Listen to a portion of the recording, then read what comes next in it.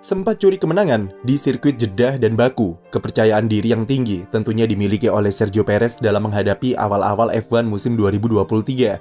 Tetapi dalam dua balapan terakhir, rasa kepercayaan diri itu memudar dan Checo seperti dihantam oleh realita jika saat ini ia sedang berhadapan dengan salah satu pembalap terhebat di generasinya, yaitu Max Verstappen.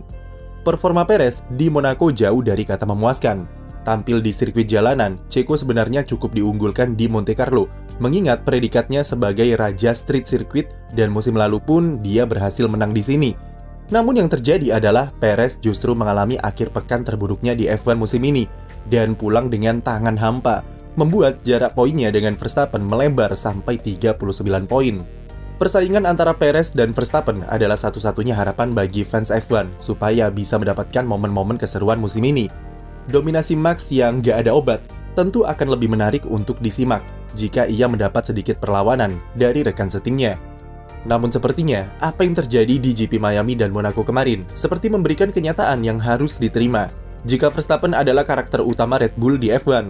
Penampilan Perez di Monaco kemarin seperti menggambarkan sebesar apa tekanan yang berada di pundaknya serta keinginan besarnya untuk bisa mengalahkan Verstappen.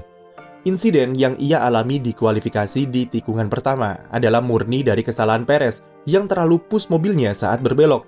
Mobilnya mengalami oversteer ketika baru masuk tikungan, menandakan jika Checo terlalu kencang ataupun gerakan setirnya terlalu agresif.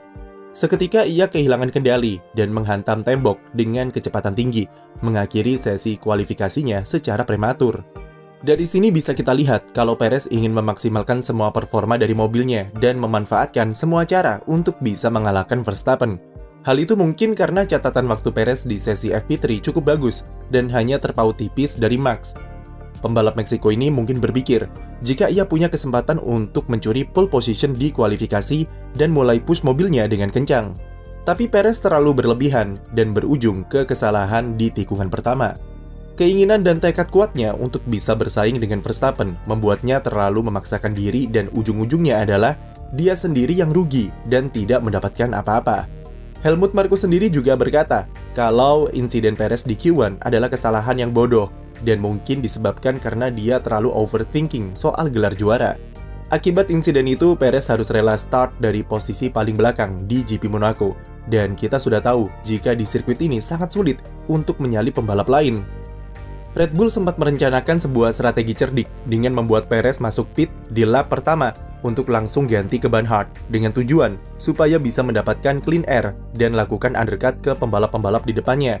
Namun, di lap 8 kemudian, Perez sudah terjebak kembali di rentetan pembalap di depannya dan itu sangat mempengaruhi kecepatannya di sirkuit. Di lap ke-18, gapnya dengan Verstappen sudah melebar sampai 1 menit jauhnya. Karena laju Perez yang masih tertahan oleh mobil-mobil yang lebih lambat di depannya, Verstappen berhasil melakukan overlap kepada rekan setimnya itu di lap ke-31. Dari sini balapan Checo berjalan semakin kacau dan makin berantakan. Dimulai dari usahanya untuk menyalip Lance Stroll dengan memanfaatkan bendera biru dari Verstappen di novel chicane. Namun karena terburu-buru dalam melakukan manuver, Checo menabrak ban depan Stroll dan memaksanya untuk memotong chicane. Seharusnya Perez di sini memberikan posisinya kembali kepada Stroll, tapi dia malah terus tancap gas untuk mengejar Kevin Magnussen di depannya. Seolah-olah terkena karma karena tidak memberikan posisinya kembali kepada Stroll. Perez kembali mengalami insiden di chicane yang sama. Mobil Magnussen tiba-tiba melambat karena sistem anti-stall di mobilnya menyala dan membuat Perez menabrak ban belakangnya. Sayap depan Perez kemudian alami kerusakan dan ini otomatis membuat balapannya makin kacau karena harus masuk pit lagi.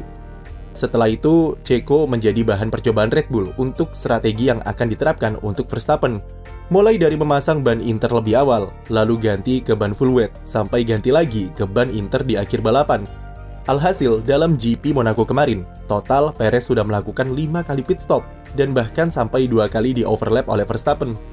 Semua itu diakibatkan oleh ulah Perez sendiri, yang bermula dari kesalahannya di kualifikasi sampai kemudian terlalu gerusak-gerusuk ketika balapan karena frustrasi.